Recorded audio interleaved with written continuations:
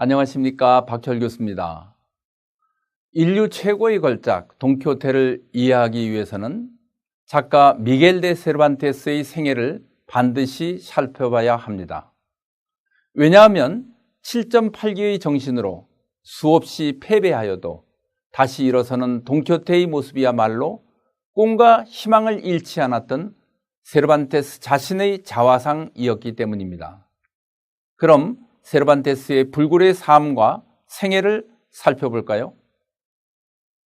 미겔 데 세르반테스는 마드리드에서 동쪽으로 34km 떨어진 알칼라 데 에나레스라는 도시에서 1547년 9월 29일 태어났습니다.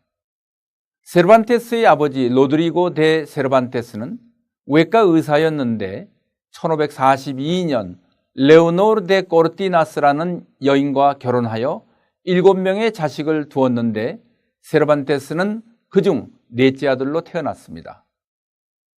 당시 외과 의사는 오늘날과는 달리 면도칼을 가지고 아픈 사람들의 나쁜 피를 사혈하면서 병을 고치는 정도였고, 그러기에 이발사직을 겸하였습니다.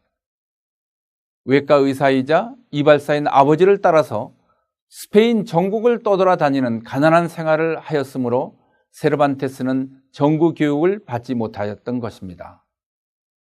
1569년 약관 22세의 나이에 세르반테스는 이태리로 건너갑니다. 그곳에서 몇 개월 동안 추기경의 시종으로 일을 하다가 이탈리아 현지에서 스페인 보병대에 입대하게 됩니다. 군인으로서 세르반테스는 나폴리, 밀라노, 피렌체 등 르네상스 문화가 꽃을 피던 도시들을 여행하면서 많은 견문을 넓히게 되는데, 이러한 경험이 차후 그의 문학에 반영되고 큰 영향력을 미치게 됩니다. 이탈리아 여행은 18세기 괴테가 파우스트를 쓸 수 있는 원동력이 된 것처럼 세르반테스에게는 훗날 돈키호테를 쓰는 큰 힘이 되었습니다. 1571년 10월 7일 세르반테스의 생애에 영원히 잊지 못할 사건이 발생합니다. 그리스 서쪽 해안의 레판토에서 스페인과 베네치아 공화국, 교황청이 연합한 무적 함대가 오스만 터키의 함대와 세기의 대해전을 벌이는 전투에 참가하여 싸우다가 세 발의 총탄을 맞고 왼팔이 불구가 됩니다. 그래서 세르반테스는 레판토의 외팔이라는 명예로운 별명을 얻게 되었으며 평생 이를 자랑스럽게 생각하였습니다. 1575년 전쟁 영웅으로 귀국을 결심하고 나폴리 항구를 출발하여 항해하던 중 프랑스 남부 마르세유 해안에서 해적들에게 붙잡혀 아프리카 북부 알제리로 끌려가게 됩니다.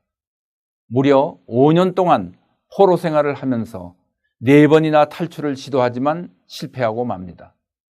5년 동안 포로 생활을 주제로 하여 1편 39장부터 42장까지 생생하게 자신의 경험담을 써놓아 나왔습니다. 바로 이런 점들이 돈키호테를 이해하기 위해 작가의 생애를 우리가 알아야만 하는 이유인 것이죠.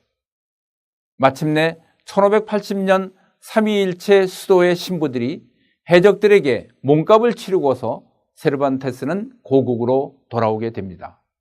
그러나 레판토 해전이 끝난 지 10년이 넘은 이 시기에 전쟁 영웅 세르반테스에게는 변변한 일자리도 없었으며 신대륙의 관직을 요구했으나 거절당하고 맙니다. 세르반테스에게 시련과 환멸의 시기가 시작되는데 세금 징수원, 심지어 닭장사까지 하면서 하루하루를 연명하게 되는 것입니다. 1583년 유부녀인 아나 프랑카와 사랑에 빠져 둘 사이에서 유일한 혈육인 이사벨이 태어납니다. 그리고 1584년 19세의 젊은 카탈리나 데 팔라시오 여인과 정식으로 결혼하게 되지만 결혼 생활이 원만하지 않았으며 아이도 없었습니다. 1585년 그의 소설 라 갈라테아가 출간되며 그 외에 알제리에서의 포로 생활을 주제로 한 알제에서의 대우라는 극작품도 집필하게 됩니다. 그해 아버지 로드리고가 사망하였으며 1592년 업무 수행 도중 횡령사건으로 투옥되고 맙니다.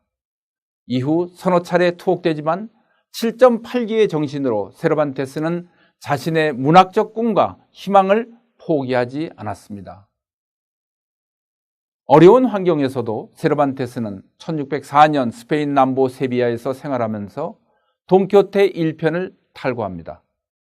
이듬해인 1605년 마드리드에서 돈키호테 1편이 출간되고 국내외에서 대성공을 거두게 됩니다. 돈키호테 2편 16장에서 세르반테스는 돈키호테 1편이 무려 3만 부나 인쇄되었다고 자랑을 합니다. 그야말로 베스트셀러가 된 것이죠. 그러나 워낙 가난하여서 애초에 판권을 인쇄소에 넘겨주었기 때문에 세르반테스는 소위 인쇄를 받지 못하고 큰 이득을 얻지 못하였습니다.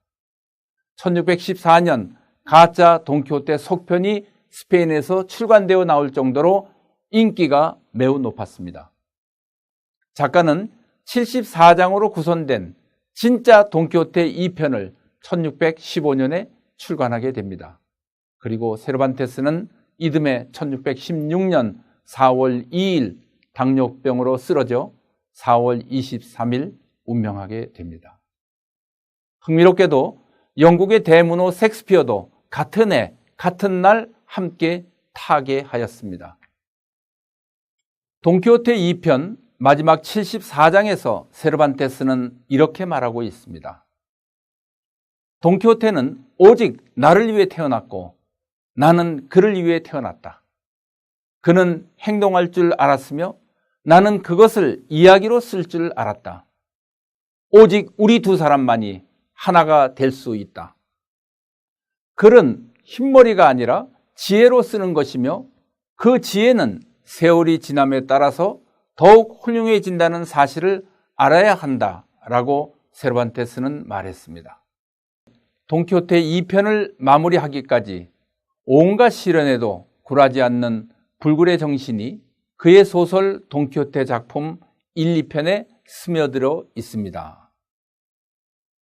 우리가 세르반테스의 생애에서 배울 최고의 교훈은 바로 어떤 시련을 당해도 결코 좌절하지 않는 불굴의 도전 정신입니다. 세르반테스는 레판토 해전의 전쟁 영웅이면서도 그의 삶은 부당한 대적과 감옥살이로 점철된 불운의 연속이었습니다. 그러나 세르반테스는 돈키호테 작품을 통하여 견디기 힘든 절망의 시대를 살지라도 한 번뿐인 인생을 자유롭고 명예롭게 살아야 한다고 말합니다. 고통이 온다고 스스로 절망에 빠지는 것이야말로 진짜 불행의 시작이라는 것입니다. 희망과 꿈을 버리지 않는 돈키호테의 내면적 모습이야말로 진정한 세르반테스의 자아상이라고 봅니다. 7.8기의 불굴의 정신이 아니었더라면 위대한 돈키호테는 탄생하지 못했을 것입니다.